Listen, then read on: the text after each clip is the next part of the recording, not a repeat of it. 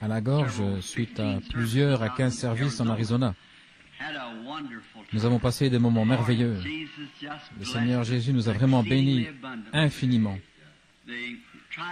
Ils ont essayé d'employer un peu la stratégie du Seigneur, j'espère que c'est correct de dire ça comme ça, en allant dans cet endroit et en embrasant d'abord le pourtour.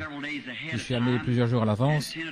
J'ai eu 10 ou 12 services dans toutes les grandes églises principales, d'un bout à l'autre de Phoenix, Sunny Slope, Tempe et Mesa, et dans toute cette région, ce qui a en quelque sorte embrasé tout le pourtour, et ensuite j'ai fait tout converger vers les 5 soirs de la convention. Et c'est la plus grande convention que nous ayons eue en Amérique du Nord. Une convention formidable, le petit déjeuner le plus grand, et aussi le banquet ce soir-là. Je ne pourrais vraiment pas dire combien de gens ont reçu le Saint-Esprit. C'était extraordinaire de voir le nombre de ceux qui ont reçu le Saint-Esprit et ceux qui ont été guéris, qui ont reçu le salut. C'est tout simplement merveilleux. Donc nous sommes reconnaissants à Dieu alors que nous voyons le temps qui avance. Beaucoup de grands hommes sont entrés. Frère Neville va beaucoup se réjouir de ceci. J'ai vu un ministre presbytérien du plus grand institut presbytérien de ce pays qui dansait dans l'esprit. Oh là là. C'était vraiment quelque chose. Il a reçu le Saint-Esprit. Ensuite, il m'a dit, j'ai eu une de vos bandes. Il a dit, elle n'était pas en très bon état, c'était un peu saccadé. Mais je l'ai apportée là-bas à mon institut, à l'université, et je l'ai passé. Et comme c'est un grand homme dans la psychologie, il leur a tous imposé le silence, eh bien, ils l'auront au moins entendu une fois, dit-il. Alors il a dit qu'après avoir reçu le Saint-Esprit, il s'est mis à danser dans l'esprit dans son église, et ils ont dit, Révérend, quand allez-vous apprendre un nouveau pas de danse? Et il a dit, quand mon assemblée aura appris celui-ci. J'ai trouvé que c'était mignon, tout plein, vous savez, la hiérarchie presbytérienne qui dit, quand mon assemblée aura appris celui-ci. Ça, c'est une bonne chose. Il est comme un petit bébé. C'est tout nouveau pour lui. Eh bien, vous savez quelles compétences il lui faut avoir pour être professeur de psychologie dans la plus grande faculté presbytérienne de Boston, aux États-Unis. Et j'ai vu l'un des principaux chirurgiens cardiologues de Mayo prêcher l'Évangile dans l'esprit, parler en langue. Oh là là. J'ai vu un autre spécialiste, un adventiste du 7e jour. C'était un spécialiste pour le cœur et la gorge aussi, un homme âgé, et il a reçu le baptême du Saint-Esprit. Il l'a reçu un soir dans les parvis, je lui ai imposé les mains, et il a reçu le Saint-Esprit. Il y a tellement de choses que notre Seigneur a faites pour lesquelles nous sommes reconnaissants, et spécialement de les avoir vues en ce moment. Alors je leur ai dit, vous rendez-vous compte de l'heure qu'il est, alors que les vierges endormies se mettent à réclamer de l'huile. C'est le moment où l'époux est arrivé, et les gens, ceux qui étaient prêts, sont entrés. Oh, je suis si content de savoir que nous vivons maintenant dans les derniers jours.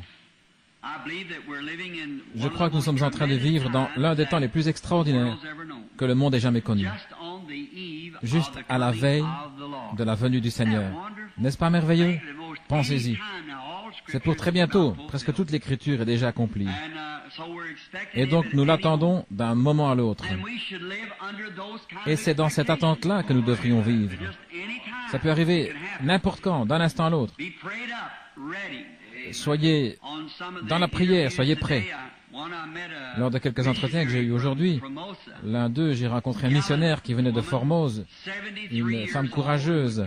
Elle a 73 ans, et il lui en donnerait environ 45. Elle est restée jeune fille, et elle devait être très belle. Elle disait qu'elle avait été élevée dans un foyer chrétien où oui voulait dire oui et non voulait dire non. Elle a grandi sous cet enseignement strict. Elle a dit, Frère Branham, vers l'âge...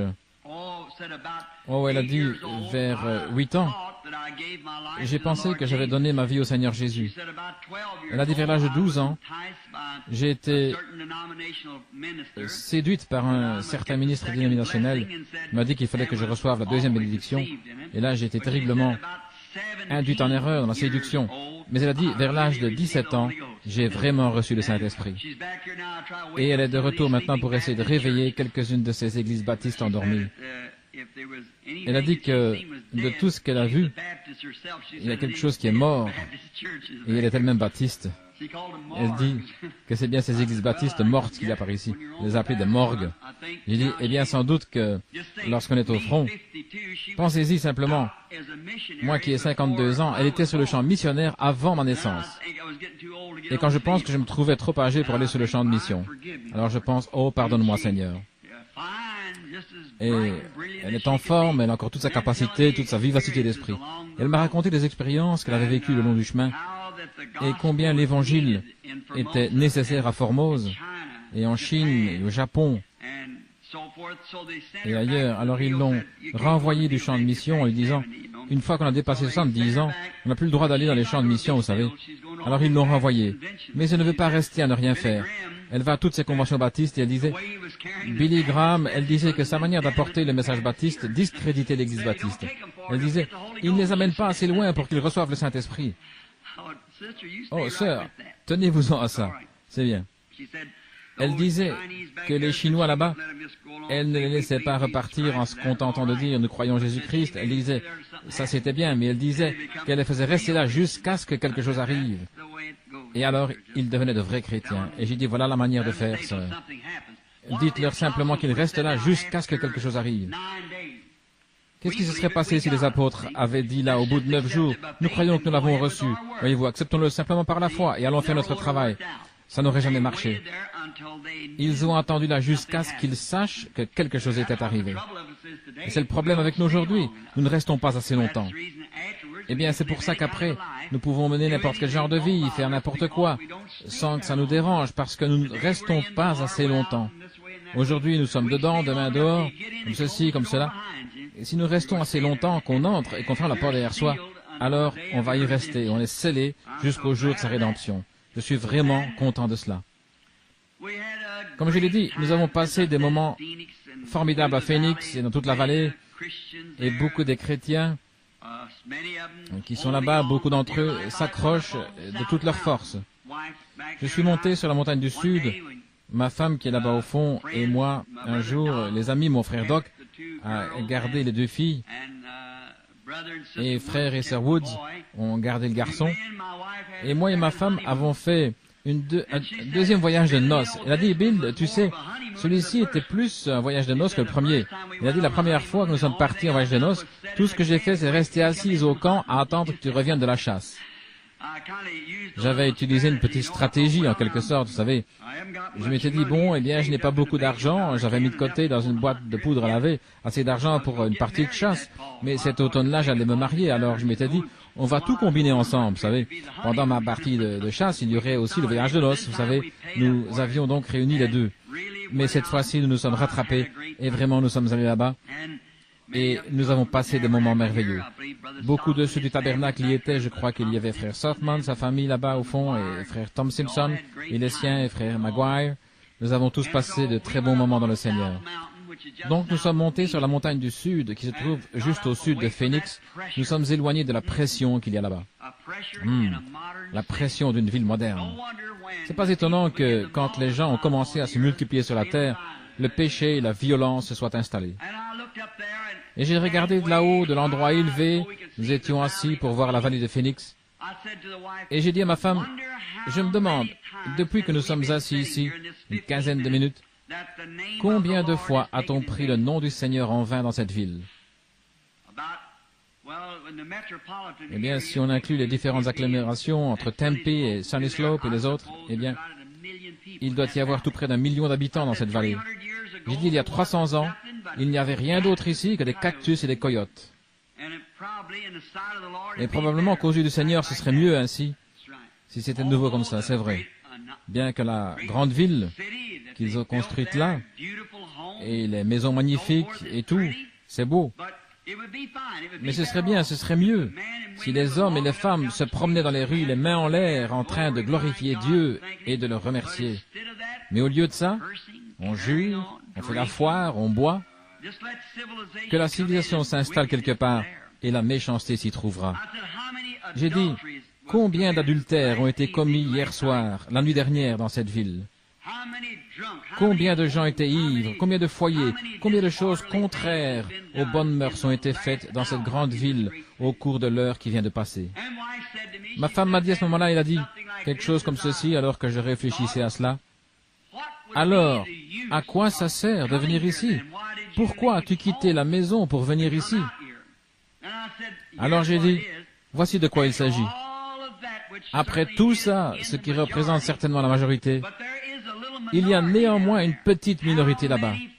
Combien de prières loyales se sont élevées hier soir là-bas, alors que les gens allaient se rendre au culte. Et il a été si bon envers nous. En effet, les églises étaient complètement remplies avant le coucher du soleil. Elles ne pouvaient même pas pénétrer sur le terrain qui les entourait. Et ces organisations et tout. Et le Seigneur a répandu son esprit et a béni les gens. Je ne les ai pas ménagés, j'ai frappé fort avec l'Évangile. Parfois, bien sûr, ça cogne, mais je ne connais pas d'autres moyens. Ce qu'il y a là-dedans, ça cogne. Donc, ça va cogner encore plus au tribunal du jugement, où il nous faudra affronter ça. Somme toute, ça a été glorieux. Et nous tenons à remercier l'Église ici d'avoir prié, d'avoir tenu bon pour nous et de nous avoir gardés près de la croix. Maintenant, comme je suis revenu à la maison, que je suis ici, je serais peut-être venu ce matin pour prier pour quelques malades. J'ai beaucoup d'entretiens qui attendent. Il y a des cas dont j'ai pu m'occuper ces 2-3 derniers jours depuis mon retour, des cas qui attendaient depuis 1 mois, depuis mon départ. Ils essayent donc de les faire venir aussi vite que possible des différents endroits où ils se trouvent. Si le Seigneur le veut, dans environ 2 semaines, j'irai à Tucson, qui se trouve plus au sud. Et maintenant, cette fois, les hommes d'affaires, pour que vous puissiez prier pour ceci. Je n'aime jamais faire quoi que ce soit sans croire d'abord que c'est la volonté du Seigneur. Aussi, la prochaine convention se tiendra à Modesto, puis de là à Washington, l'État de Washington, et à Zurich, puis en Palestine, et ensuite en Afrique du Sud. Tout ça va se produire entre maintenant et juin. On m'a invité à prêcher dans toutes ces conventions. Ça va peut-être me donner l'occasion de retourner en Afrique du Sud. Ils le réclament. Tous les mois, nous recevons des invitations. Mais si il y a une grande division dans les églises pentecôtistes, et si vous allez d'un côté, l'autre ne voudra rien avoir là-dedans. Et comme elles ne veulent pas collaborer, ça fait maintenant environ 5 ans que je me tiens en retrait, alors que j'ai dans mon cœur un appel à y aller. Peut-être que maintenant, si les hommes d'affaires me reçoivent, au moins, ça me permettra d'établir des liens. Eux font partie des 2 groupes, vous voyez. Donc, comme ça, elles se retrouvent toutes là. Elles devront toutes venir et collaborer à ça parce que les besoins financiers de leurs églises, ce sont des gens là qui y répondent. Alors, elles seront obligées de venir pour sauver la face, vous voyez. Donc, il se peut que ce soit la volonté du Seigneur. Cependant, je ne sais pas. Ça a l'air d'être une bonne idée, mais je ne sais pas. Et puis, frère Borders m'a remis l'itinéraire ou les invitations pour cette année. Honnêtement, c'était un registre 2 fois plus épais que ça d'invitations de toutes parts qui sont arrivées depuis Noël dernier. C'est trop pour un esprit humain d'essayer de démêler tout ça. Alors, je n'en ai encore accepté aucune. Je vais simplement tenir une réunion, puis j'attendrai de voir où le Seigneur me dira d'aller à partir de là. Alors, j'irai à l'endroit suivant, puis au suivant, et partout il me dira d'aller. Donc, priez pour moi. Je me souviens l'année dernière, quand j'étais chez Sir Cox, où frère Arganbright m'avait appelé pour me demander de faire un voyage là-bas, à Anchorage. Qu'est-ce qui se serait passé si j'étais parti là-bas, juste en présumant que c'était en ordre? Or, je pensais ça, présumer. J'ai prêché sur ce sujet-là. J'avais dit, quand je suis parti là-bas, j'avais dit aux frères qui s'occupent de bandes, n'enregistrez rien là-bas. Je vais prêcher sur le même sujet qu'ici. Je pense que j'en ai prêché un seul de ceux que j'avais prêché ici. Tous les autres étaient nouveaux. et frère Maguire les a enregistrés tous, présumés. Donc, si j'étais allé là-bas en présumant, certainement que ça se serait passé différemment. La vision ne se serait pas accomplie. Mais la vision s'est accomplie, et vous êtes tous au courant, comme le Seigneur a vraiment béni. Maintenant, il y a autre chose que j'ai à cœur depuis longtemps. Église, priez pour ça. Vous tous ici, vous le savez, depuis que je suis tout jeune, je n'ai jamais été satisfait dans cette région. J'ai toujours eu dans mon cœur un profond désir d'aller dans l'Ouest. Et je me souviens de la fois où j'étais en train de tondre le gazon pour ma belle-mère là-bas, la petite maison qui appartenait à l'église ici. À cet endroit là-bas, j'étais assis sur les marches. Et le Saint-Esprit m'a parlé et il a dit, « Je ne peux pas te bénir davantage tant que tu ne m'auras pas entièrement obéi comme Abraham. » Voyez, et Abraham, Dieu lui avait dit de se séparer et de partir seul. Et à ce moment-là, il a emmené avec lui son père et son neveu. Quand Abraham a enfin entièrement obéi à Dieu, c'est là qu'il y a eu un accomplissement complet de ce que Dieu lui avait promis. La tâche, l'une des attaches principales qui me retenait ici, c'était ma mère, vous le savez. Et maintenant, maman est partie pour être avec le Seigneur Jésus, et je ne sais pas quelle direction prendre, ce qu'il faut faire, alors priez pour moi.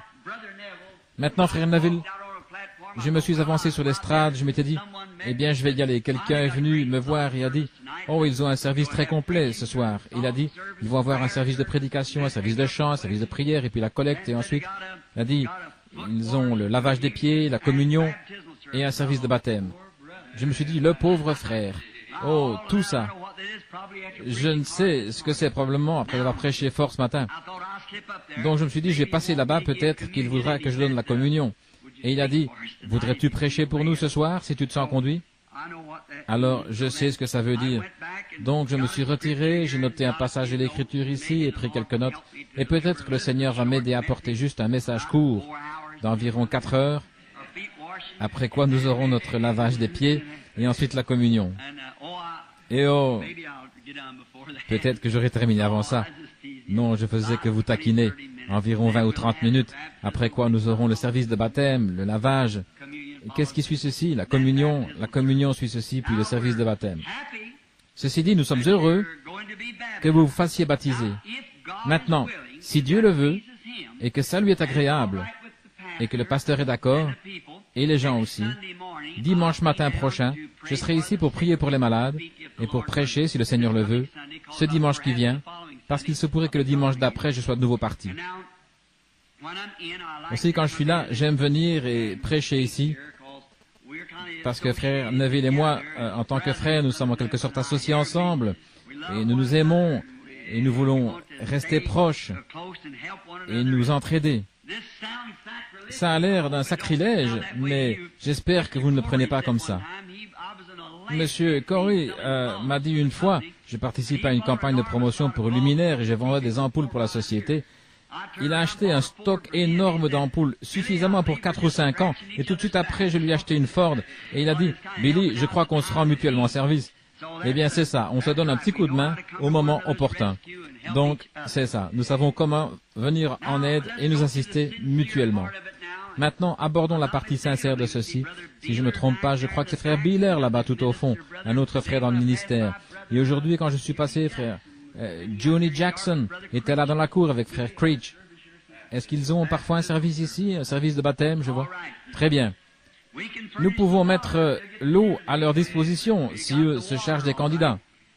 Nous avons toute l'eau qu'il faut. Maintenant, puisque nous allons avoir la communion, j'ai pensé que ce serait bien si je parlais de la communion pendant juste quelques minutes. Maintenant, avant d'aborder la parole, mettons tout de suite toutes nos manières enfantines de côté, juvéniles, et approchons-nous dans la présence de Dieu par la prière. Prions. Maintenant, avec nos têtes inclinées et nos cœurs aussi, je l'espère, s'il y a une requête ici que vous voudriez faire connaître à Dieu et que vous aimeriez que je me souvienne de vous devant Dieu, voudriez-vous simplement indiquer en levant la main vers Dieu. Que Dieu exauce la requête de chacun sans exception. Dieu Tout-Puissant, Père de notre Seigneur Jésus-Christ, qu'il a ressuscité des morts et l'a fait asseoir à la droite de la majesté divine, toujours vivant pour intercéder en notre faveur quant aux choses que nous croyons qu'il a accomplies pour nous et que nous confessons comme telles. Nous te prions, Seigneur Dieu, de pardonner ce soir nos péchés. Oh, nous voulons rester sous le sang en tout temps, car nous ne savons pas ce qui pourrait arriver. Nous sentons, Seigneur, que toutes choses sont pratiquement arrivées à leur terme, que la venue du Seigneur est proche. Nous allons bientôt faire un voyage. Et quand nous pensons à un voyage, nous pensons peut-être aux valises et à des vêtements supplémentaires, à des souliers supplémentaires. Mais quelle différence avec ce voyage-ci! Il ne s'agit pas de faire ses bagages, mais de les défaire, d'abandonner des choses. Comme l'a dit ton grand serviteur Paul dans l'Épître aux Hébreux au chapitre 12, nous rejetons tout fardeau et l'incrédulité qui nous enveloppe si facilement pour que nous puissions courir avec patience et persévérance dans la carrière qui est devant nous. Et nous ne pouvons pas prophétiser maintenant de bonnes choses en ce monde moderne. Tout ce que nous pouvons prophétiser par l'Esprit, ce sont des désastres, des difficultés, des tremblements de terre, des grands raz-de-marée, le soleil et la lune qui cessent de briller, l'Église dans l'âge de Laodicée, Christ qui a été mis à la porte, qui frappe, cherchant à y entrer. Ô Dieu! Tout comme Michée autrefois, comment aurait-il pu bénir Akab alors que la prophétie était contre lui? Alors qu'Élie, ce grand et puissant prophète, s'était avancé vers lui, et parce qu'il avait ôté la vie à cet homme innocent, à Naboth, alors il avait dit, « Les chiens lécheront ton sang. » Alors comment Michée aurait-il pu prophétiser de bonnes choses? Comment les enfants remplis de l'esprit de nos jours pourraient-ils prophétiser du bien à un groupe de gens pécheurs et indifférents qui ont mis le Seigneur à la porte? Ô Dieu, nous ne voyons devant nous que l'amertume du jugement. Et nous crions à ceux qui ne marchent pas droit, fuyez vers le Seigneur, car il est le rocher dans une terre altérée. Il est le refuge à l'heure de la tempête. Et le nom de l'Éternel est une tour forte. Les justes s'y réfugient et se trouvent en sécurité. Combien nous pouvons penser à ces grandes villes de refuge qui ont été bâties et lorsque celui qui poursuivait l'homme, une fois qu'il était entré dans la tour, il était en sécurité. On ne pouvait rien le toucher. On ne pouvait rien contre lui. Ô Dieu, puissions-nous courir et aller en hâte auprès du Seigneur, car il est notre refuge et notre force, un secours qui ne manque jamais dans la détresse. Alors, en voyant avec l'œil de l'aigle, pour ainsi dire, les difficultés se préparer, les nuages s'amonceler, le tonnerre et les éclairs du jugement s'abattre sur la terre, nous savons que la tempête est proche. Ce soir, Seigneur, nous prions pour ceux qui ont levé la main. Père, je ne sais pas ce qu'ils voulaient. Toi, tu le sais. Je te prie de fournir à leur précieuse âme tout ce qui a été indiqué par leurs mains levées. Accorde-le, Seigneur. Guéris les malades. Console ceux qui sont abattus. Donne la joie aux opprimés. Donne la paix à ceux qui sont abattus. La nourriture aux affamés. Le breuvage aux assoiffés. La joie à ceux qui sont tristes. La puissance à l'Église. Seigneur, amène Jésus au milieu de nous ce soir. Alors que nous nous apprêtons à prendre la communion qui représente son corps brisé, nous prions, Seigneur, qu'il nous visite d'une manière extraordinaire. Bénis cette petite assemblée, son pasteur bien-aimé, notre frère Neville, ainsi que sa famille, les diacres, les administrateurs et chaque personne présente. Bénis les autres, Seigneur, ceux qui partout dans le monde attendent avec joie la venue du Seigneur. Les lampes préparées, les verres bien polis, la lumière de l'Évangile qui brille dans les lieux obscurs. Maintenant, aide-moi, Seigneur, à prononcer ces quelques paroles. Bénis-les alors que nous les lirons et donne-nous-en le contexte, car nous le demandons au nom de Jésus. Amen. Maintenant, nous pourrions peut-être prendre dans le livre, le chapitre 6 de l'Évangile de Saint Jean, et ce serait bien si chacun de nous lisait le chapitre entier en rentrant à la maison. J'aimerais lire à partir du verset 47 jusqu'au verset 59 inclus, ce qui me servira de base pour construire un texte sur le sujet de la communion. C'est Jésus qui parle maintenant à la fête. C'était des moments importants, ces fêtes. Ils buvaient l'eau du rocher pour représenter le rocher qui était dans le désert. Et ils mangeaient en commémoration de la manne qui était tombée bien des centaines d'années auparavant. C'était simplement une fête de la Pâque, comme nous en avons une ce soir. En vérité, je vous le dis, celui qui croit en moi a la vie éternelle. Je suis le pain de vie. Vos pères ont mangé la manne dans le désert et ils sont morts. C'est ici le pain qui descend du ciel, afin que celui qui en mange ne meure point. Je suis le pain vivant qui est descendu du ciel. Si quelqu'un mange de ce pain, il vivra éternellement. Et le pain que je donnerai, c'est ma chair, que je donnerai pour la vie du monde. Là-dessus, les Juifs discutaient entre eux, disant, « Comment peut-il nous donner sa chair à manger ?» Jésus leur dit, « En vérité, je vous le dis, si vous ne mangez la chair du Fils de l'homme, et si vous ne buvez son sang, vous n'avez point la vie en vous-même. Celui qui mange ma chair et qui boit mon sang a la vie éternelle, et je le ressusciterai au dernier jour. Car ma chair est vraiment une nourriture et mon sang est vraiment un breuvage. Celui qui mange ma chair et qui boit mon sang demeure en moi et je demeure en lui. Comme le Père qui est vivant m'a envoyé et que je vis par le Père, ainsi celui qui me mange vivra par moi. C'est ici le pain qui descend du ciel. Il n'en est pas comme de vos pères qui ont mangé la manne et qui sont morts.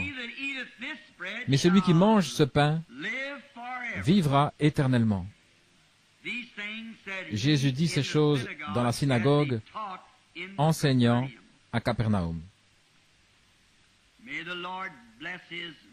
Que le Seigneur bénisse sa parole. Pendant juste quelques minutes, je veux parler sur la communion. Que signifie le mot communion? Communier signifie parler. Être en communion, en fait, ça signifie fraterniser. Parler l'un avec l'autre. Si vous parlez avec quelqu'un au téléphone, que vous êtes là en conversation, vous communiez l'un avec l'autre. Et si nous nous retirions à l'écart, à l'arrière du bâtiment, n'importe quelle personne avec le pasteur, ou deux personnes, alors elles communient l'une avec l'autre. Or, par le moyen de la radio, vous ne communiez pas, puisque vous ne pouvez pas répondre, par le moyen de la télévision non plus. Mais vous le pouvez par le téléphone, parce que là, vous communiez l'un avec l'autre. Ce n'est pas unilatéral. Je ne peux pas communier avec vous en ce moment parce que vous ne répondez pas. Ça ne s'appliquerait donc pas lorsqu'on vient écouter un ministre apporter son message. Il ne s'agirait pas là d'un rassemblement nous permettant de communier. La communion, ça ne serait pas ça. Si vous venez juste pour communier avec le ministre, vous le prendrez à part, lui ou n'importe quelle personne, et vous communierez avec lui ou avec elle. Mais la communion dans laquelle nous entrons consiste pour chacun de nous, individuellement, à communier avec Christ. C'est ça, communier. Alors, communier, ce n'est pas uniquement une personne qui parle. Ce n'est pas nous seuls qui parlons. Mais il faut aussi attendre et voir ce qu'il nous répond. Or, c'est là bien souvent que nous commettons nos grosses erreurs. C'est que nous sommes les seuls à parler. Nous n'attendons pas. Nous ne lui donnons pas la possibilité de répondre. Parfois, nous allons en disant, « Seigneur, je voudrais que tu fasses telle et telle chose. » Et Amen. Et puis nous nous relevons et nous repartons. Or, ça, en réalité, ce n'est pas communier. C'est aller demander une faveur. Mais quand vous restez assez longtemps, jusqu'à ce qu'il vous réponde, c'est là que vous entrez en communion, que vous communiez avec le Seigneur. Maintenant, et une manière formidable de communier, c'est d'être d'accord. Vous devez être d'accord sur certaines choses. Or, ce qui est étrange, c'est que parfois, quand nous obtenons ces choses, le fait de manger est associé à cela. Prenez par exemple les gens qui sont dans les affaires. Quand ils veulent conclure une affaire, ils invitent la personne à un repas, ils se mettent à table et mangent, et ensuite ils parlent ensemble. Un bon vendeur, généralement, il ne va pas parler à quelqu'un qui a l'estomac vide. Il est préférable d'attendre qu'il se sente bien et qu'il ait pris son petit déjeuner. N'allez pas là-bas le sortir du lit pour lui parler de quelque chose que vous voulez lui vendre, mais attendez qu'il ait pris son petit déjeuner et qu'il soit bien disposé. L'autre jour, alors que je prêchais sur la femme qui avait lavé les pieds de Jésus, c'était au Canada que je parlais de ça. Je disais que lorsqu'un invité venait rendre visite à quelqu'un, cette personne devait suivre tout un processus avant de se sentir vraiment digne de venir en visite ou de communier. Une visite, c'est une communion. Bon, ils arrivaient invités, il fallait d'abord que vous ayez été invité. Ensuite, vous arriviez à la porte et le domestique vous lavait les pieds. Parce qu'à cause du voyage, vous aviez pris l'odeur des animaux et tout le reste le long de la route. Si les gens voyageaient sur la même route que les animaux, et il y avait là l'odeur et la poussière qui s'étaient incrustées dans le vêtement palestinien, et ça se déposait sur les jambes en sueur et sur le visage qui n'était pas couvert et sur les mains. Et on les interceptait à la porte. C'est le domestique qui s'en chargeait, et il leur lavait les pieds. Puis un autre homme se tenait là avec une serviette, un vase d'albâtre, et il s'aspergeait les mains de cet albâtre, il frottait comme ceci, et il se l'appliquait sur le visage, puis il prenait une serviette pour s'essuyer. Ça enlevait toute la saleté et l'odeur. Ça contenait un produit rafraîchissant, comme du menthol, ce qui faisait qu'ils se sentaient mieux. Puis quand ils entraient, on ne gardait pas ces vieilles chaussures sales pour marcher sur ces beaux tapis. Alors ils étaient chaussés de petites, comme de petites pantoufles d'intérieur. Donc les invités entraient, et alors l'hôte leur donnait un baiser de bienvenue. Voyez, vous ne voudriez pas que l'hôte vous donne un baiser si vous sentez mauvais. Vous ne voudriez pas marcher sur les tapis en étant sale.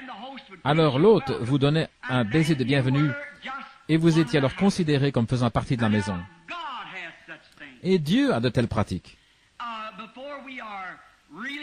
Avant que nous soyons vraiment prêts pour entrer en communion avec Dieu, il nous faut d'abord être lavés par les eaux de la parole, la séparation, les eaux de séparation qui nous séparent de notre péché. Or d'abord, vous ne pouvez pas parler à Dieu, vous ne pouvez pas communier avec Dieu. Et il y a, d'abord, vous devez vous repentir de ce que vous avez fait, parce que vous ne pouvez pas croire correctement avant de vous être repenti. Seigneur, pardonne mon incrédulité. Voyez, pardonne mon incrédulité. Vous devez d'abord vous repentir. Et lorsque vous vous repentez, alors vos péchés passés sont pardonnés et vous devenez un candidat pour le baptême. Bon, ensuite, il a promis le Saint-Esprit après le baptême. Donc, ce que nous voyons à propos de cette communion, c'est qu'il y avait un lavage des pieds, entre autres, qui était aussi associé à cela, de se laver les pieds comme symbole de la pureté du Saint-Esprit. Alors ensuite, il faut qu'il y ait une similitude de sentiments entre vous.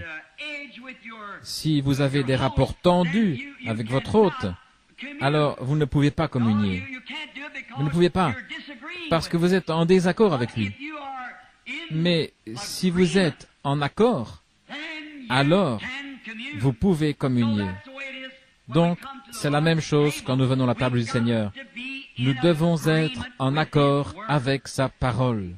Voyez, nous devons être nés de nouveau, avec l'Esprit de Dieu en nous, qui dit « Amen » à chaque parole qu'il a écrite. Alors, nous pouvons communier avec lui. Nous avons ceci de Dieu, si notre cœur ne nous condamne pas, alors nous avons trouvé grâce devant Dieu. Nous savons que nous obtenons ce que nous avons demandé et réclamé, parce que notre cœur ne nous condamne pas. Or, si Dieu nous dit qu'il faut que nous naissions de nouveau et que nous n'avons pas reçu la nouvelle naissance, alors nous sentirons un peu drôle d'aller lui demander quelque chose, voyez-vous, parce que nous savons que nous n'avons pas rempli ces conditions. Alors, tout ce que nous pouvons faire, c'est la prière d'un pécheur. Mais nous parlons avec lui une fois que nous avons établi des rapports fraternels avec lui. C'est ce qui produit la communion. Maintenant, j'aimerais prendre quelques instants pour expliquer ceci, ce moyen de communion. Bon, nous prenons ce que nous appelons la communion, c'est-à-dire le pain et le vin. Ça a été tellement déformé qu'il n'est même pas bon d'en parler. Oh, comme ça a été déformé au cours des années. En fait, ça, ce n'est pas une communion. C'est simplement de garder un commandement. Voyez. Maintenant, la raison pour laquelle nous l'appelons la communion, c'est parce que ça vient de l'association que font les catholiques, qui déclarent que c'est la Sainte Eucharistie, qui est littéralement le corps du Seigneur Jésus. Mais ce n'est pas le corps du Seigneur Jésus. C'est seulement une commémoration de son corps. Et peu importe le nombre de prêtres ou de prédicateurs ou quelle que soit la personne qui bénit ça, c'est toujours du pain et du vin. Et il n'y a aucun prêtre. Et pourtant, c'est ce qu'ils disent, que Dieu est obligé d'écouter le prêtre quand il transforme la communion, ce qu'eux appellent la communion, l'Eucharistie, en corps littéral du Seigneur Jésus. Alors le croyant prend ça, et c'est ça qui est la communion. C'est faux. Communier, c'est parler à. Communier avec. Quelque chose à quoi vous pouvez parler et qui vous répond. C'est ça la communion. Une hostie ne peut pas répondre. Donc en réalité, la vraie communion, c'est quand le Saint-Esprit répond. Quand vous lui demandez et qu'ensuite il répond. C'est ça, la communion correcte. Ceci, nous le prenons en commémoration de sa crucifixion et de sa résurrection. Mais ce n'est pas une communion. C'est comme ça que nous l'appelons, mais ce n'en est pas une. Ça vient de l'Église catholique qui prend cette hostie, comme nous avons examiné la mise en place dans ces choses l'autre jour en traitant du paganisme contre le christianisme. Il est dit que cette petite hostie ronde est le corps littéral de Christ. C'est une Église catholique qui croit ça. Avez-vous déjà remarqué que lorsqu'ils passent près d'une église, ils font le signe de la croix, ils soulèvent leur chapeau et ainsi de suite? Ce n'est pas à cause de l'église, c'est à cause de l'hostie qu'il y a à l'intérieur.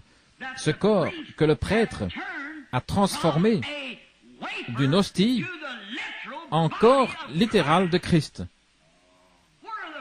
Alors que ça peut être emporté par des rats et des souris. Eh bien, vous ne penseriez quand même pas, en réfléchissant en être civilisé, qu'un morceau de pain puisse être le corps du Seigneur Jésus. C'est impossible. La communion, c'est parler et qu'on vous réponde. Ce à quoi vous parlez, le mot communier signifie justement parler ou être associé à quelque chose qui vous répond. Et Dieu vous répond. Il y a la communion. C'est toujours du pain et du vin, ce que nous appelons la communion. Or, Jésus a dit ici, comme je le lis, « Mon corps est une nourriture et un breuvage. Mon sang, mon corps et mon sang sont une nourriture et un breuvage. » Maintenant, nous voulons penser à Jésus et l'associer, associer ce qu'il était. Son corps, qu'est-ce que c'est? Le corps de Christ. Qu'est-ce que c'est? C'est le corps des croyants qui sont associés avec lui dans le Saint-Esprit. Pas une idole, pas un morceau de pain, mais un esprit qui est dans le cœur du croyant. Et ils se sont associés, ce qui fait que l'homme et Dieu peuvent se parler, des filles et des fils de Dieu. L'effusion du sang a amené la rémission du péché à l'homme mortel. Et cet homme, cette femme, ce garçon ou cette fille qui a des rapports fraternels communie avec lui. Le corps, comme un mari et sa femme s'assoient ensemble pour discuter, ou un garçon et sa petite amie, de même Christ et son Église communient ensemble. C'est pour cette raison que nous pouvons l'entendre nous parler, que nous pouvons voir l'avenir d'avance et que nous pouvons prédire l'avenir. Et c'est parfait.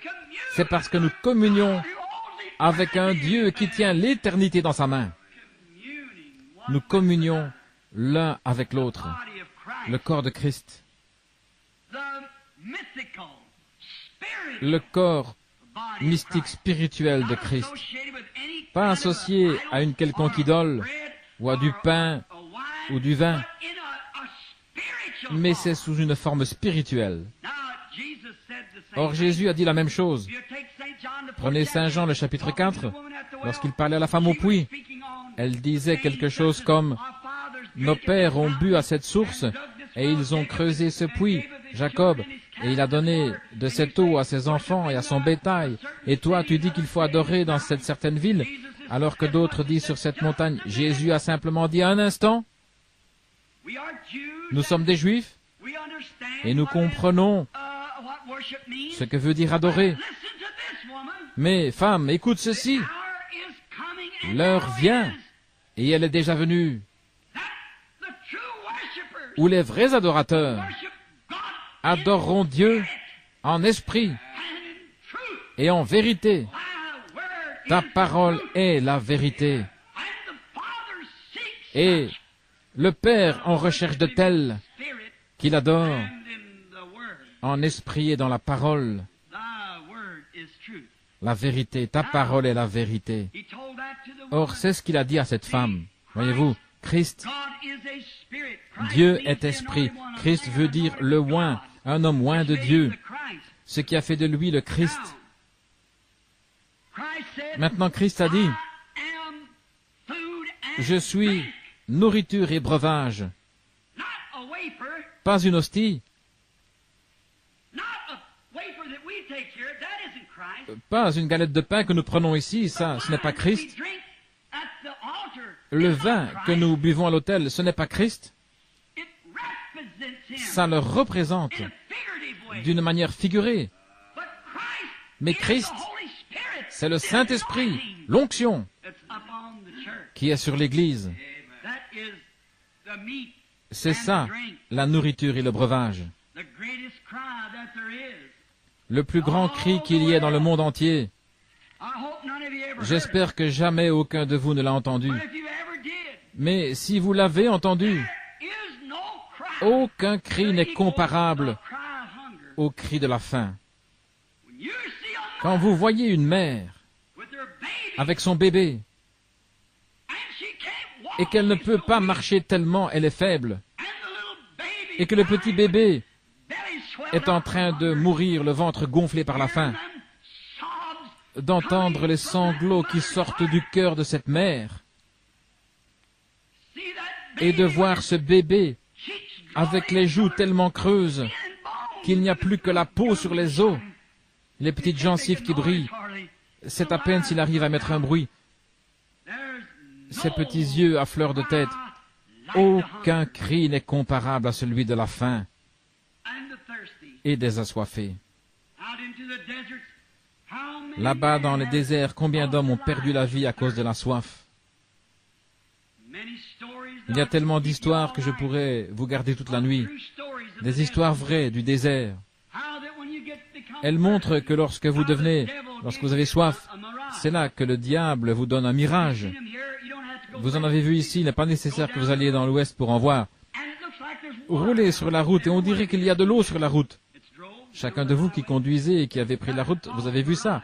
C'est un mirage.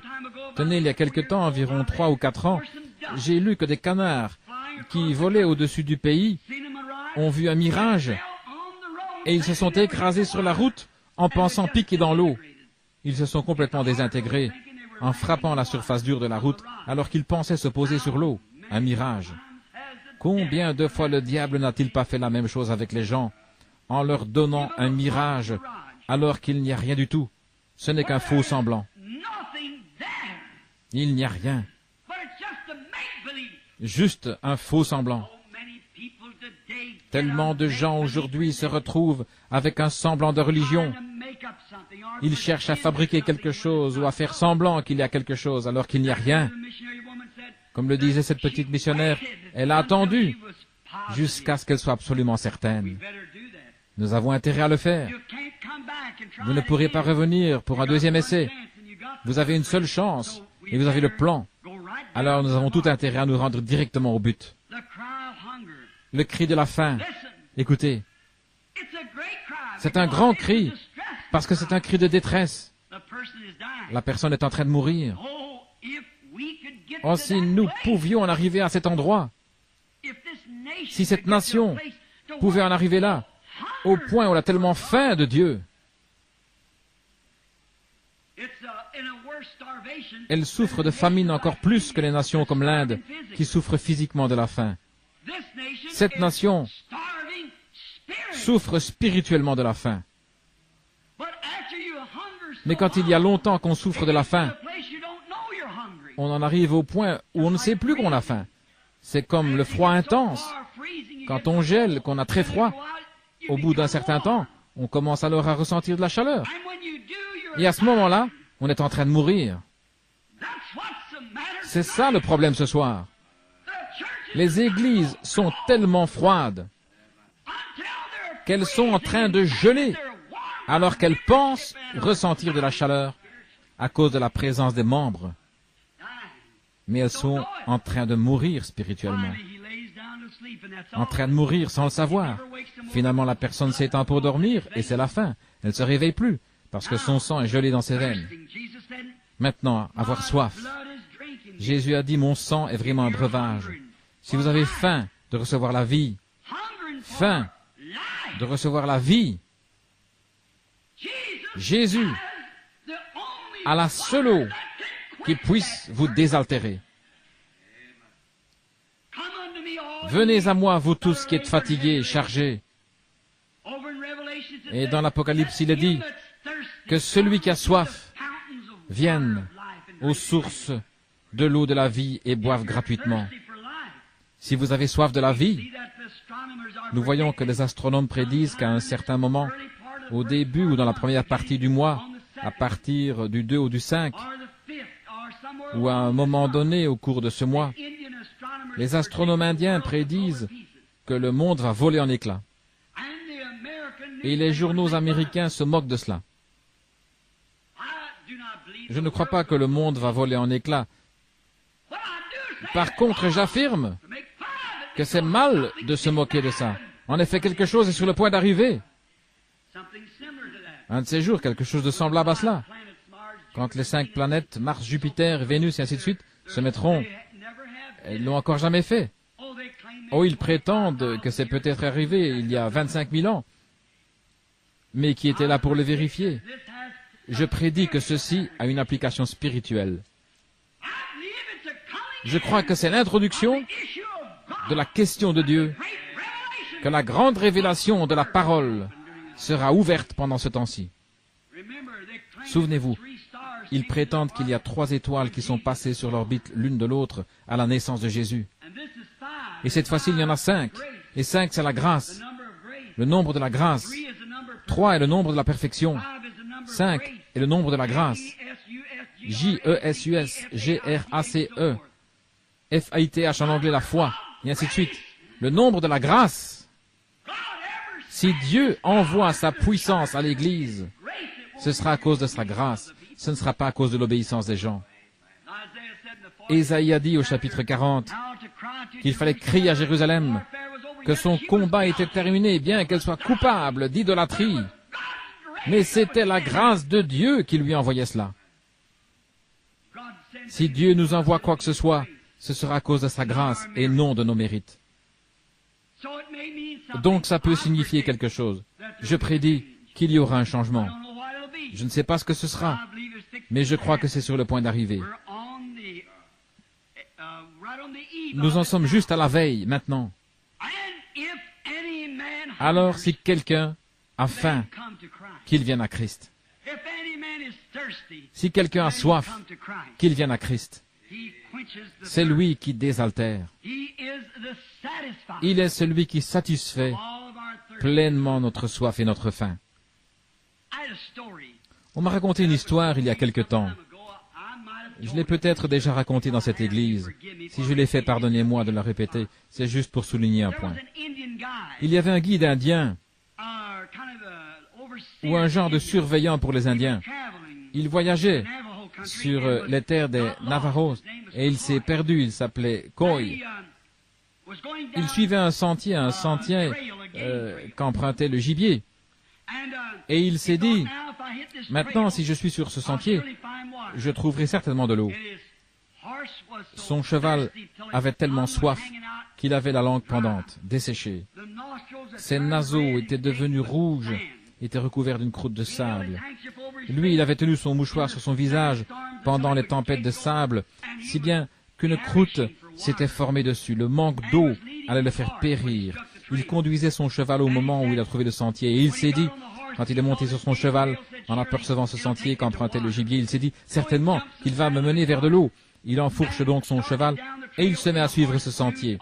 Et le cheval savait lui aussi qu'il avait pris un sentier qui menait vers de l'eau, comme Dieu donne l'instinct aux bêtes. Il a donc suivi ce sentier. Finalement, quelques pistes quittaient le sentier. Un très petit nombre était sorti du sentier battu. Le cheval voulait tourner pour prendre cette direction-là, mais Coy avait une autre idée. Il essayait de le garder sur le sentier principal qui était bien marqué. Il a pris cette direction, mais le cheval refusait d'avancer. Il a éperonné. Le cheval a henni et est parti dans l'autre direction, puis il s'est cabré. La bête était trop faible pour le jeter à terre. Alors il a recommencé de plus belle à le piquer des éperons.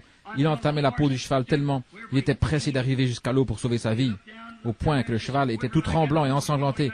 Il a baissé les yeux, il a regardé, et le cheval frissonnait comme ça. Il s'est écroulé presque sous son poids. Il a regardé, il a vu le sang sur son flanc. Il était chrétien. Il a dit à son cheval, il lui a dit, « J'ai souvent entendu dire que les animaux sauvages ou que les bêtes ont un instinct. On ne dirait pas que ce tout petit nombre, que ceux qui ont tourné pour prendre cette direction-là, se soient dirigés vers l'eau. On dirait plutôt que ce sentier plus large, ici, est celui qu'on emprunte constamment pour aller vers l'eau.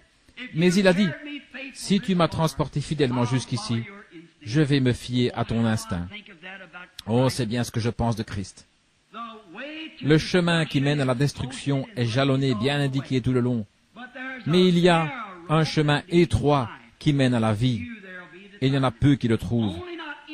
Seulement, ce n'est pas l'instinct, mais c'est le Saint-Esprit qui vous amènera à vous tourner vers cette eau de la vie. Je me dis qu'il m'a mené sain et sauf jusqu'ici. Je le suivrai pour le reste du chemin.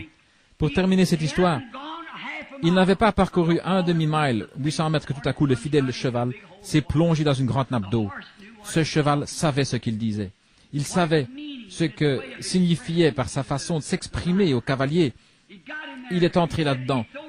Il dit qu'il a jeté de l'eau dans les naseaux du cheval, il s'est baigné, il poussait des cris, il hurlait, il criait à plein poumon, il avalait l'eau à grande gorgée en criant « Nous sommes sauvés, nous sommes sauvés, nous sommes sauvés !» Le cheval buvait et frissonnait. Il a regardé les flancs sanglantés, boursouflés par les blessures provoquées par les éperons. Il a dit, juste à ce moment-là, il a dit, quelqu'un dire « Sors de l'eau !» Il a regardé, il y avait là un petit cow-boy balafré. Il est sorti de l'eau. Il a dit qu'il a senti l'odeur du feu. Il a promené le regard. Il y avait un groupe d'hommes qui campaient. Il avait fait de la prospection. Il avait trouvé de l'or. Et ils étaient sur le chemin du retour avec leurs chevaux et leurs chevaux de bas. Ils étaient arrivés à ce point d'eau et ils se reposaient. Et ils s'étaient tous enivrés. Il a dit qu'ils étaient en train de cuire leur gibier et il a mangé avec eux. Et il a dit que l'un d'eux lui a dit, bois un coup. Il avait dit qu'il était Jacques Coy, le guide indien. Alors il a dit, eh bien maintenant, bois un coup. Il a dit, non, je ne bois pas. Et ça, c'est comme une insulte pour eux. Alors il a dit, tu vas boire un coup avec nous. Il a dit, non, je ne bois pas. Alors il lui a brusquement tendu le pichet, il a dit, bois un coup. Ils étaient tous ivres, vous savez, comment ils étaient environ une demi-douzaine.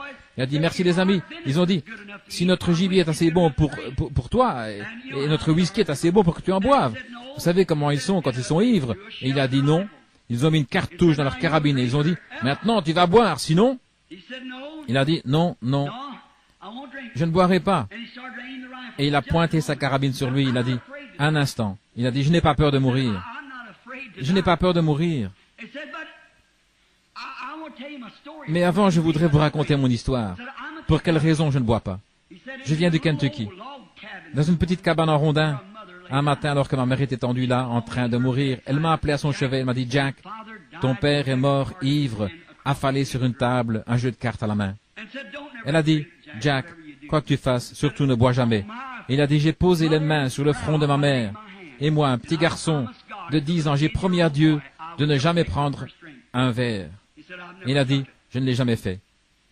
Et il a dit, maintenant, si tu veux tirer, vas-y, tire. Et l'ivrogne a levé sa carabine et il lui a présenté de nouveau le pichet en disant, prends-le, sinon je tire. Juste à ce moment-là, il y a un coup de feu et le pichet a éclaté en morceaux. Debout sur le flanc d'un canyon, il y avait une espèce de petit cow-boy, balafré. Les larmes coulaient de ses joues. Il a dit, Jack, moi aussi je viens du Kentucky. Un jour j'ai fait une promesse à ma mère, mais je n'ai pas tenu ma promesse. Il a dit, j'attendais que ces gars-là soient complètement ivres. De toute façon, je me proposais de tuer tous et de prendre leur or. Il a dit, j'ai été un ivrogne et j'ai mal agi. Mais il a dit, je suis sûr que lorsque mon coup de feu a résonné dans les canyons du ciel, maman m'a entendu faire vœu de ne plus jamais recommencer. Et là, par la grâce de Dieu, il a conduit tous ces gens à Christ, tous ceux qui se trouvaient là. Voyez-vous, il y a quelque chose qui fait que l'eau, que se rafraîchir, c'est spécial. Ce que je voulais souligner, c'est ceci, d'arriver jusqu'à l'eau quand on a soif. Ça fait quelque chose quand on a soif, qu'on arrive jusqu'à l'eau. Maintenant, il a dit, je vous laisse ma paix, je vous donne ma paix, pas comme le monde vous donne la paix, mais comme lui vous donne la paix. Sa paix nous désaltère. Si nous aspirons à la paix, alors rafraîchissons-nous dans la paix que lui donne, de savoir que nous avons la paix avec Dieu par notre Seigneur Jésus-Christ. Il est celui qui nous donne la paix, qui nous désaltère. Le verset qui dit, il est vraiment une nourriture et vraiment un breuvage. J'ai fait une petite marque ici au verset 57. Vraiment, une nourriture et vraiment un breuvage. Écoutez ce qu'il dit. Et comme le Père qui est vivant m'a envoyé, et que je vis par mon Père. Ainsi celui qui me mange vivra par moi. Autrement dit, le Père m'a envoyé et je vis par lui. Et tout homme qui vient à Christ doit vivre par Christ. Oh là là, voilà, c'est ça la communion. C'est ça la vraie communion que vous trouvez. C'est quand vous vivez par Christ. Maintenant, nos corps ont besoin chaque jour de nourriture et de boissons pour survivre. Notre corps physique.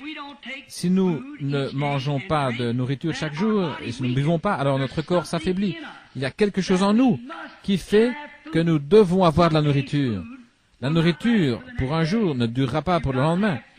Il vous faut prendre la nourriture chaque jour pour fortifier votre être mortel. Vous pouvez continuer à vivre, mais vous êtes plus faible. Le deuxième jour, vous êtes encore plus faible. Le troisième, vous devenez terriblement faible. Et bien souvent, c'est ce que nous faisons dans le domaine spirituel. Vous voyez, chaque jour, nous devons communier avec Christ. Nous devons lui parler chaque jour. Nous devons tout mettre en ordre avec lui chaque jour. Paul a dit, je meurs chaque jour. Voyez, chaque jour je meurs. Et si je vis, ce n'est plus moi qui vis, c'est Christ qui vit en moi. Alors si votre corps physique a besoin de nourriture chaque jour et de boissons chaque jour pour survivre, votre corps spirituel a besoin de nourriture spirituelle et de communion avec le Seigneur chaque jour pour survivre. Oui. Jésus a dit, l'homme ne vivra pas de pain seulement, mais de toute parole qui sort de la bouche de Dieu. Donc chaque jour, nous devons étudier la Bible. Certaines personnes ne l'étudient pas du tout. Certaines l'apprennent 2 ou 3 fois par année. Mais un réel croyant, qui est vraiment affermi spirituellement, il lit sa Bible chaque jour et il parle au Seigneur. C'est vrai.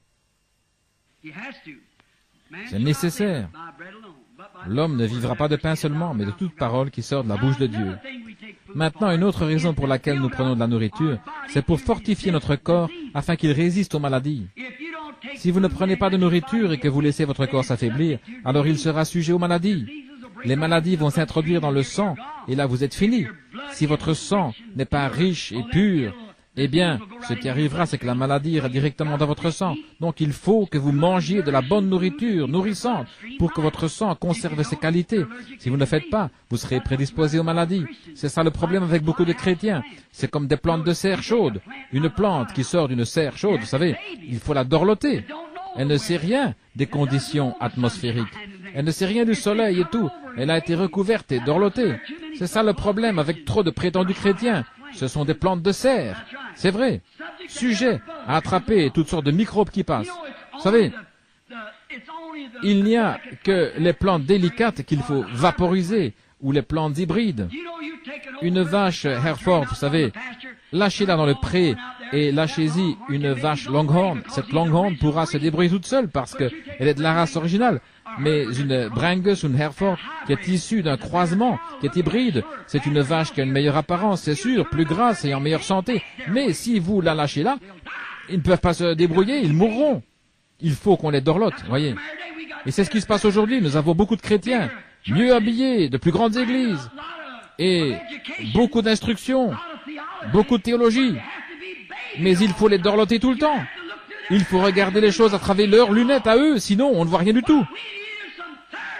Ce qu'il nous faut, ce sont des chrétiens de race, nés sous le sang du Seigneur Jésus, qui ne tirent pas leur vie d'une théologie d'église, mais de la parole de Dieu, de la communion avec Christ.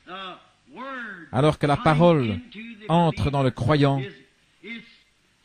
son corps spirituel est affermi. Pas un bébé de serre. Un certain ministre disait aujourd'hui, je l'ai entendu, il disait, lors d'une émission radio, il disait que lorsqu'il est arrivé au pays, il avait de gros problèmes de sinus et qu'on envisageait une opération. On lui avait dit qu'on allait faire ceci et cela, inciser et opérer, et qu'on allait retirer une partie des glandes de sinus, ce qui provoquerait un affaissement de son visage, ainsi de suite. Et il disait qu'il avait pris des tonnes de pilules. D'après ce qu'il disait, il était obligé de prendre un certain nombre de pilules. Mais quand il s'est présenté devant un bon médecin chrétien, ce médecin a dit, oublions les pilules. Et oublions l'opération. Et fortifions le corps pour qu'il puisse résister à la sinusite. C'est ça. Qu'est-ce qui fait que les gens ne vivent pas aussi longtemps qu'autrefois?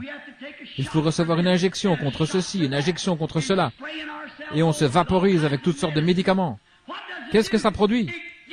Ça nous rend mous, gras, flasques, bon à rien. Alors que l'homme d'il y a longtemps, eh bien nous sommes allergiques à tout. Maintenant, les gens ont des allergies anormales et tout le reste. Je me suis trouvé en Afrique sans avoir pu recevoir de vaccination contre la malaria. Mais si un moustique porteur de malaria s'était posé sur ma main, j'aurais eu la malaria. Il ne bourdonne pas et c'est à peine si vous les remarquez. Il se pose simplement et ça y est, vous l'avez. Si vous restez en vie, vous l'aurez pendant 15 ans. Et parfois, vous en mourrez. Et les indigènes étaient là, dans leurs petites cases, les jambes couvertes de moustiques. Et ils étaient nus. Les moustiques les piquaient, des moustiques porteurs de malaria. Et ça ne les gênait pas du tout. Pourquoi? Ils étaient devenus immunisés. Ils avaient reçu de Dieu un vaccin. C'est ça le problème avec les gens aujourd'hui. C'est ça le problème avec l'Église. On nous a administré tellement de vaccinations infantiles et tellement de théologie humaine que nous sommes complètement vaporisés. Ce qu'il nous faut, c'est la vaccination de Dieu, l'inoculation par la parole du Seigneur Dieu. L'homme vivra chaque jour de cette sorte de nourriture afin d'édifier son âme, qu'elle soit vaccinée contre les maladies spirituelles qui abondent et qui se répandent un peu partout dans le pays. J'ai beaucoup de notes là-dessus, mais je vais devoir m'arrêter. Maintenant, fortifiez-vous, préparez-vous pour l'inoculation. Or, nous vivons de ceci. Nos corps doivent avoir ceci. Et si nous ne l'avons pas, alors nous sommes sujets à toutes sortes de maladies. Et la parole de Dieu, alors que nous la croyons et que nous l'acceptons par la communion, Seigneur, ta parole est la vérité. Mon Église dit qu'on n'a pas besoin de naître de nouveau. Ils disent se serrer la main, c'est naître de nouveau. Ils disent l'aspersion, ils disent toutes sortes de choses. C'est ça. Père, Fils, Saint-Esprit. Mais la Bible dit qu'il faut être baptisé au nom du Seigneur Jésus-Christ, voyez. Maintenant, allez-y, recevez ces injections artificielles si vous voulez. Vous deviendrez alors un chrétien artificiel. Voyez? C'est pas ça que vous voulez? Vous ne pouvez pas avoir la vie si ce n'est par Christ. Et maintenant, qu'est-ce que sa parole produit? Elle édifie notre corps spirituel alors que nous communions avec lui. Elle le rend fort pour qu'il résiste au diable. Vous dites, Frère Branham, est-ce que vous dites au juste communier dans sa parole? Qu'est-ce que vous dites? Oui, il est la parole. Au commencement était la parole, et la parole était avec Dieu, et la parole était Dieu, et la parole a été faite chair, et elle a habité parmi nous. Et nous devons manger son corps. Alors son corps, c'est sa parole, puisqu'il est la parole. Et il a dit dans Saint Jean 15, « Si vous demeurez en moi et que ma communion, ma parole demeure en vous, alors vous pourrez demander ce que vous voudrez, et cela vous sera accordé. » Voilà, c'est vrai. Voyez-vous, demandez ce que vous voudrez. Qu'est-ce que vous faites? Vous fortifiez votre corps pour qu'il soit vacciné. Et quelqu'un se présente et dit, « Oh, poussez des cris de joie, notre Église ne croit pas à cela. » Voyez, vous êtes affermis. Quoi? Vous avez la communion en vous, la parole. Et vous êtes vacciné contre ça. Si un tas d'absurdités s'introduit, qu'en est-il? Il n'y a pas de parole là-dedans. Alors vous êtes sûr que c'est faux. Peu importe à quel point ça peut sembler vrai si ce n'est pas la parole, laissez-le de côté. C'est ça, laissez-le de côté. Peu importe ce que ça peut produire, il faut que ça concorde avec la parole. En priant, j'ai cité Michée, qui se tenait là. Regardez, ça semblait vraiment être la bonne chose à faire. En effet, il y avait là Israël, et cette étendue de pays leur appartenait. Ces étrangers étaient entrés, ils leur avaient ôté, ils avaient construit leur propre maison. Ils occupaient une partie du pays que Dieu leur avait donnée. Il semblait donc que ces 400 prophètes hébreux avaient raison. Mais vous savez, Josaphat, il avait un côté spirituel. Il a dit, « N'en as-tu pas un autre ?» Il a dit, « J'en ai bien un autre, mais je le hais. Il ne fait que prophétiser du mal. » Il a dit, « Va le chercher, écoutons-le. » Et il s'est présenté là, il a dit, « Vas-y, vas-y, monte. » Mais j'ai vu Israël dispersé comme des brebis qui n'ont pas de berger. Et ensuite, il a raconté sa vision. Maintenant, qui avait la vision juste? Il semblait que c'était les 400 prophètes qui avaient raison. 400 hommes qui avaient reçu une solide formation, qui disent « Monte, l'Éternel est avec toi ». Sédécias avait même, Sédécias s'était fait 2 grandes cornes de fer. Il a dit « C'est avec ceci que tu repousseras les étrangers du pays ». Il était sûr qu'il avait raison. Il savait qu'il avait raison. Mais vous voyez, il avait tort. Et voici Michée, un seul contre 400. Et il dit, si tu montes, Israël sera dispersé sans berger. Les autres ont dit, monte, l'Éternel est avec toi. Maintenant, matériellement, ils avaient raison. Cet endroit appartenait effectivement à Israël. Mais la parole du Seigneur avait condamné Akab. Alors comment Dieu pouvait-il bénir ce qu'il avait condamné? On en est là aujourd'hui. Voyez, la parole de la communion était en Michée. Or, si vous communiez avec Dieu en prenant la vraie communion, et que l'Esprit en vous est en désaccord avec cette parole, vous ne communiez pas avec Dieu. Vous communiez avec des démons. Et ils arrivent tellement bien à imiter. La Bible dit que dans les derniers jours, ils arriveraient presque à séduire les élus eux-mêmes si c'était possible. Mais les cieux et la terre passeront, mais ma parole ne passera pas. Et comme Paul l'a dit dans Galates 1:8, si un ange du ciel prêche un autre évangile que celui-ci, que vous avez déjà entendu, qu'il soit anathème, même un ange, dans l'église primitive, quand il y avait ces hommes, comme Saint Martin, Irénée, ces hommes saints, et que le diable apparaissait comme un ange de lumière. Mais observez, il sera un petit peu à côté de la parole. Il est apparu à Ève comme un ange de lumière. Il lui a dit, bien sûr, le Seigneur a dit ceci, le Seigneur a dit cela. Mais tout à la fin, il était en désaccord avec Dieu. Et c'est comme ça que se fait la fausse communion aujourd'hui. Quand les gens pensent qu'ils prient Dieu alors qu'ils n'obéissent pas à la parole, c'est une fausse communion. Si vous demeurez en moi et que ma parole demeure en vous, alors demandez ce que vous voulez. Et cela vous sera accordé. Alors, ça ne peut pas aller une fois et puis la seconde fois, ça ne va plus. Vous demeurez en moi, mes paroles demeurent en vous. Ça veut dire rester là. Demeurer signifie ne pas bouger de là. Oui, c'est un vaccin contre les maladies du péché. Maintenant, je vais conclure en disant une seule parole encore, avant de passer à la table de la communion. Le sang et le corps du Seigneur, mélangés avec la foi, c'est le sang et le corps, c'est-à-dire l'esprit et la parole, mélangés avec la foi, équivalent à la vie éternelle. Celui qui mange ma chair et qui boit mon sang a la vie éternelle. Et je le ressusciterai au dernier jour. Voilà. Qu'est-ce que c'est? La communion du Seigneur. La parole et l'esprit, cette vie qui est dans le sang, la parole et l'esprit, équivalent à la vie éternelle par la foi dans le Seigneur. Voici ma prière, alors que je vois la fin approcher, et que je vois que d'une minute à l'autre, quelque chose pourrait arriver, que je sais que nous ne sommes pas loin de la venue du Seigneur.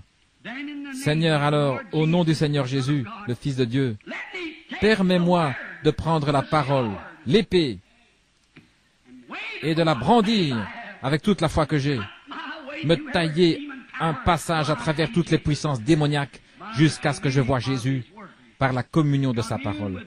Communiez avec sa parole. Si vous demeurez en moi et que ma parole demeure en vous, alors demandez ce que vous voulez et cela vous sera accordé. Comme c'est beau. Voilà la vraie communion. Munis de la parole et de l'esprit, de la foi pour la brandir ensemble. Demandez ce que vous voudrez et cela vous sera accordé. Prions.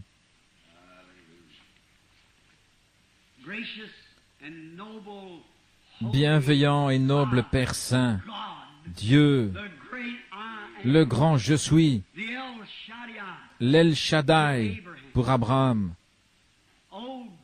Ô Dieu, dire que cette grande communion avec le Seigneur équivaut à la vie éternelle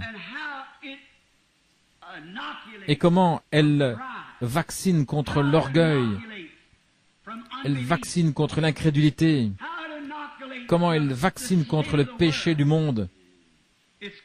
C'est la communion avec l'amour divin envers notre Père céleste. Par la justice de Jésus-Christ, nous avons accès à cette table. Nous te prions, Seigneur, de donner à chacun de nous cet accès ce soir, dans l'Esprit. Pardonne-nous. Nous voulons que nos corps spirituels grandissent. Adhérer à une certaine église ou à une certaine dénomination, ça ne nous intéresse pas. Nous voulons édifier le corps spirituel pour qu'il soit vacciné contre le péché, au point qu'il n'y ait plus aucun désir de faire le mal, et que le Saint-Esprit puisse prendre sa propre parole, s'emparer de nos lèvres et la prononcer avec autant de fraîcheur que lorsqu'elle a été prononcée ce jour-là, parce qu'il s'agit de l'Esprit même qui était dans le Seigneur Jésus. Je te prie, Père, de nous donner cela. Les heures s'abrègent de plus en plus. Nous ne savons pas au juste à quel moment le dernier sera sauvé, mais je prie ce soir, Seigneur, si certains ici ne te connaissent pas comme leur Sauveur, qu'ils puissent te trouver ce soir, alors qu'ils viendront dans l'eau du baptême, en commémoration, comme une confession à ce corps de croyants, qu'ils croient le récit qui dit que Jésus de Nazareth est né de la Vierge Marie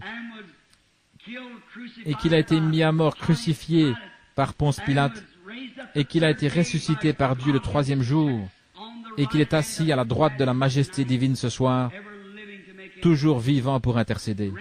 Accorde le Seigneur, que cette même personne qui obéira au commandement de la Bible, repentez-vous chacun de vous et soyez baptisés au nom du Seigneur Jésus-Christ pour la rémission de vos péchés, car il n'y a sous le ciel aucun autre nom qui a été donné parmi les hommes par lequel vous deviez être sauvés. Ô Dieu, que les gens en voient la sincérité et combien cette parole est inébranlable. Il n'y a sous le ciel aucun autre nom qui a été donné parmi les hommes par lequel vous devez être sauvés, si ce n'est au nom de Jésus-Christ. C'est pourquoi l'apôtre a dit, repentez-vous chacun de vous et soyez baptisés au nom de Jésus-Christ pour la rémission de votre péché, et vous recevrez le don du Saint-Esprit. Car la promesse est pour chaque âge, en aussi grand nombre que le Seigneur notre Dieu les appellera. Seigneur, accorde que beaucoup de gens soient appelés ce soir. Il est aussi dit par notre Seigneur, nul ne peut venir à moi si mon Père ne l'attire. Et tous ceux que le Père m'a donnés viendront à moi. Mes brebis entendent ma voix. Un étranger. Et si un étranger parle, une voix qui n'est pas scripturaire, tout de suite la brebis le reconnaîtra. Ô Dieu, si c'est ta voix, la Bible, ce qui est dit, alors chaque brebis l'entendra, parce que c'est la nourriture des brebis. Elles ont communié, elles savent quelle sorte de nourriture le pain donne à manger. L'homme ne vivra pas de pain seulement, mais de toute parole qui sort de la bouche de Dieu. Accorde le Seigneur que beaucoup voient et comprennent et viennent à toi ce soir. Ceux qui n'ont pas le Saint-Esprit, qu'ils n'attendent pas une heure de plus. Dans une heure, il sera peut-être trop tard. Ils ne seront peut-être plus ici. Père, alors que nous sommes assemblés autour de la table maintenant, afin de prendre cette représentation de ton corps brisé, s'il y a un péché au milieu de nous, Seigneur, nous te prions de nous pardonner. Tu as dit, lorsque vous vous réunissez, attendez-vous les uns les autres. Oh Dieu, s'il y a un péché quelque part dans cette assemblée, je prie que le sang de Jésus-Christ détache cet homme de son péché, ou cette femme, ce garçon, cette fille. Et Père, je te prie pour moi-même de me détacher de tout doute, de tout péché, de toute incrédulité, de tout. Nous savons que l'incrédulité est le péché. C'est le seul péché qui soit. Celui qui ne croit pas est déjà jugé. Le seul péché qui soit, ce n'est pas croire, c'est de ne pas croire la parole de Dieu. Et Père, s'il y a de l'incrédulité en moi, pardonne-moi, ô Dieu. Il y en a beaucoup aussi. Je te prie de me pardonner. Pardonne à mon assemblée que tu m'as donnée ce soir et nourris-les de ta parole, accorde-le. Et alors que nous prenons ces petits éléments commémoratifs de corps rompu de celui qui est ressuscité des morts et qui est vivant parmi nous au siècle des siècles, puissions-nous recevoir de lui la communion, Seigneur, la communion du Saint-Esprit. Accorde-le, Père, nous le demandons au nom de Jésus. Amen. Et maintenant, pour vous qui devez partir et qui ne pouvez pas rester pour le service de communion qui durera environ 15 minutes, nous ne sommes pas nombreux et nous prendrons la communion. Ce n'est pas une communion fermée, c'est absolument pour chaque croyant chrétien. Dieu ne trace pas de ligne de démarcation entre les baptistes, les méthodistes et ainsi de suite. Nous avons tous été baptisés dans un seul esprit pour former un seul corps, et nous sommes concitoyens du royaume de Dieu. S'il y a un inconnu parmi nous, que je ne suis pas beaucoup ici, je ne sais pas qui est membre et qui ne l'est pas, souvenez-vous, quelle que soit l'église dont vous faites partie, ça n'a aucun rapport. De toute manière, il n'y a qu'une seule église. Et vous n'y adhérez pas, vous y naissez, c'est vrai. Vous naissez dans cette Église de Dieu. Et nous prions que vous receviez Christ ce soir, que vous communiez avec lui alors que nous nous souviendrons de son corps rompu en prenant ces petits éléments de la Pâque. Puisse Dieu asperger nos cœurs et nos consciences avec le sang.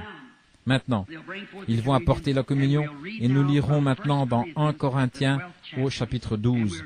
Nous allons prendre la communion immédiatement après ceci. Et nous avons confiance que Dieu vous bénira abondamment. Puis aussitôt que nous aurons lu ceci, ou juste avant que nous le lisions, si vous devez partir, eh bien, vous pouvez sortir tranquillement. Et soyez de nouveau parmi nous mercredi soir, et dimanche matin et dimanche soir.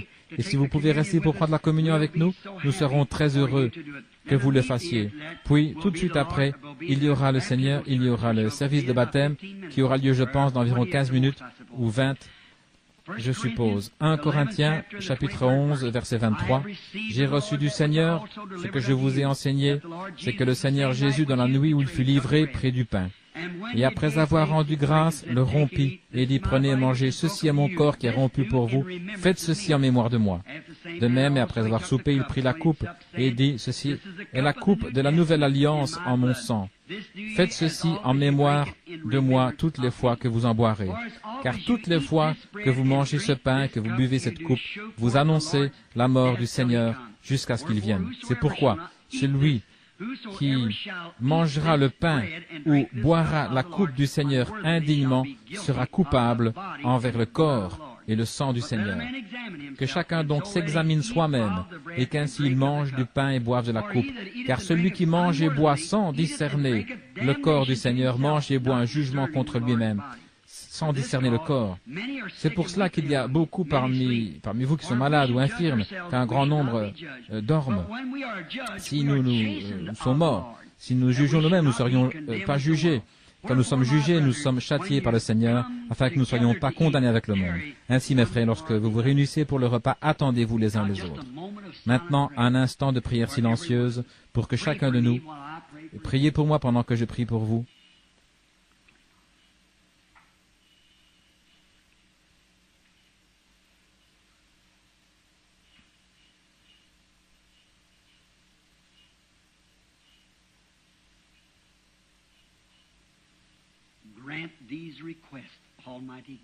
Accorde ces requêtes, Dieu Tout-Puissant. Pardonne-nous nos offenses, comme nous pardonnons à ceux qui nous ont offensés. Nous demandons ceci au nom de Jésus-Christ. Amen.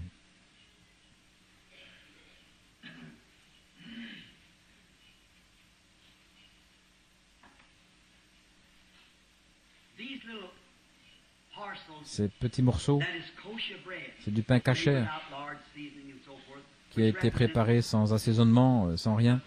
Ça représente le corps du Seigneur. Il n'est pas rond, on l'a rompu en morceaux. C'est parce que ça représente son corps rompu, qui a été rompu pour nous. Et que Dieu accorde ses bénédictions à tous ceux qui le mangeront. Alors ce n'est pas le corps. Ça ne fait que représenter le corps. Je n'ai pas le pouvoir, personne d'autre ne l'a, d'en faire autre chose que du pain. Dieu seul. Et c'est ce qu'il nous a dit, de manger ce pain et de boire cette coupe de vin. Maintenant, inclinons la tête.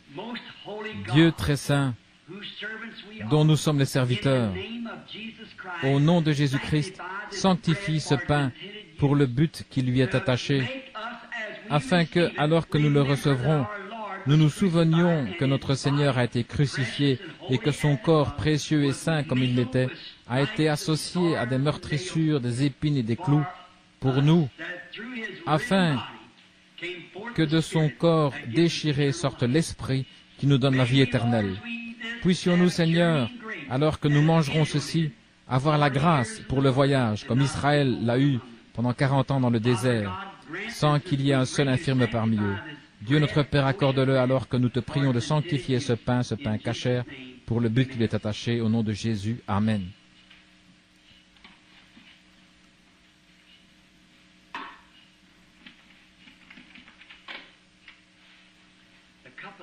La coupe de la Nouvelle Alliance, le sang.